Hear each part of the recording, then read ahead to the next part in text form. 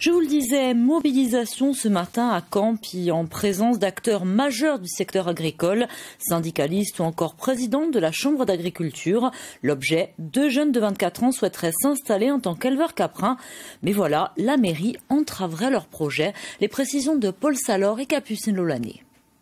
À Campi, petit village de l'Oriente qui compte 10 habitants à l'année, l'agitation de ce matin est pour le moins inhabituelle.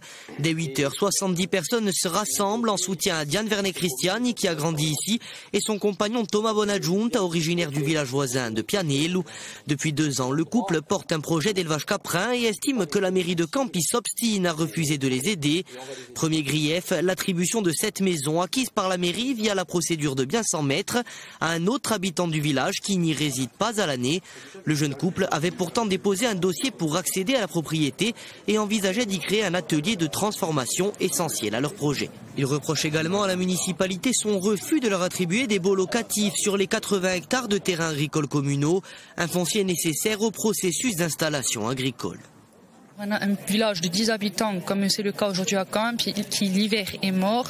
S'il n'y a pas des jeunes pour pouvoir aider au minimum, et surtout les agriculteurs, on sait qu'aujourd'hui les agriculteurs, les bergers dans les villages, c'est exceptionnel qu'il y ait encore, qu'ils soient présents pour la vie du village. Voilà, peut-être un jour des enfants, donc je ne vois pas comment on peut refuser un projet pareil.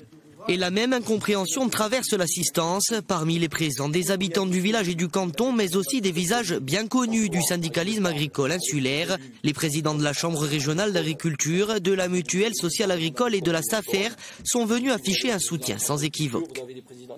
On a la chance d'avoir 2 jeunes qui veulent s'installer dans le village le plus petit, le moins peuplé de l'Oriente. C'est une chance inouïe, c'est une folie douce de ne pas les aider. Je veux dire, j'arrive même pas à le concevoir. Donc nous, aujourd'hui, quand je dis on va pousser fort, on va pousser fort. Hein. C'est pas des blagues. Moi, quand je m'engage, je m'engage. J'y vais avec mon cœur et mes tripes. Il n'y a pas d'arrangement. Aujourd'hui, il y a des jeunes qui ont besoin de foncier. Ils ont besoin d'une maison où ils ont une filiation directe avec Stagaz qui a plus des Tregent ou Quattrugentagne. Nous avons besoin per Campacui, nous avons besoin per fa usatello, per transformar uso gajo. Donc, du dim, ou l'aspart. Pour parvenir à une solution, les élus agricoles en appellent désormais à une médiation du sous-préfet de Corte et du sénateur Parigi. Contactée, la maire de la commune, Ghislaine Pietri, n'a pas souhaité s'exprimer devant notre caméra. Elle nous indique toutefois contester fermement les accusations de favoritisme dans l'attribution des biens communaux et se dit ouverte au dialogue pour permettre à ce projet agricole de se concrétiser.